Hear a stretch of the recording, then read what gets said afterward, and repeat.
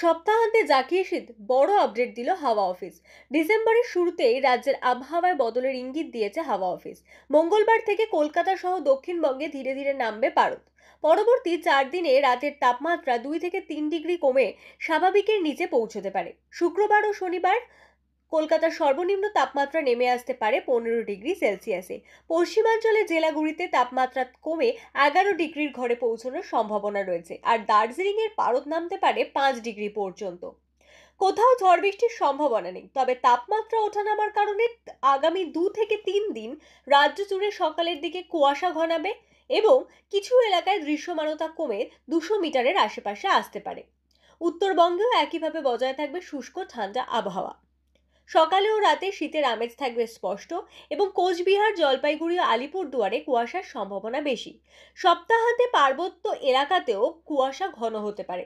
অন্যদিকে দক্ষিণবঙ্গ ও কলকাতায় আকাশ থাকবে মূলত পরিষ্কার, মাঝে মাঝে আংশিক মেঘলা। সামগ্রিকভাবে বলা যায় আগামী 7 দিনের মধ্যেই পুরো রাজ্যের শীতের আমেজ ফিরত আসবে। আর বিশেষ করে উইকেন্ড নাগাদ শহর ও জেলার মানুষ উপভোগ করবেন মৌসুমী ঠান্ডার স্পষ্ট উপস্থিতি।